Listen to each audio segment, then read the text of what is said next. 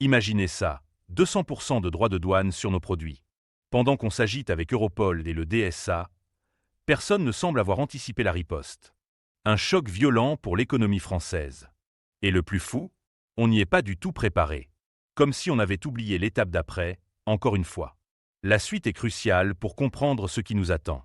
Autant les perquisitions contre X ont été faites avec Europol, qu'on voit tout de suite, bien sûr, l'héritage de Thierry Breton, c'est-à-dire mettre un peu la Commission européenne là-dedans, parler du DSA, etc. Mais il y a aussi ces rétorsions-là dont j'aurais voulu parler. Certes, alors si jamais on se prend 200% de droits de douane, ça va être extrêmement violent pour l'économie française et surtout, on n'y est pas du tout préparé. Vous aviez parlé du général de Gaulle, etc.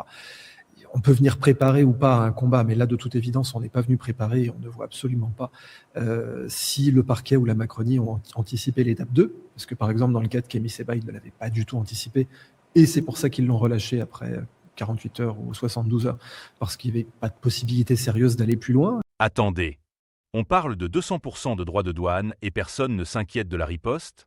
Avec les perquisitions et les menaces de rétorsion économique, la France joue un jeu dangereux.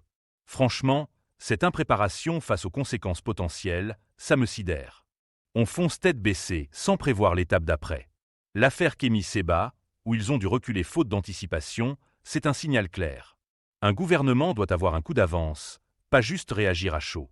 Est-ce qu'on est condamné à subir les conséquences de cette naïveté stratégique? Dites-moi en commentaire.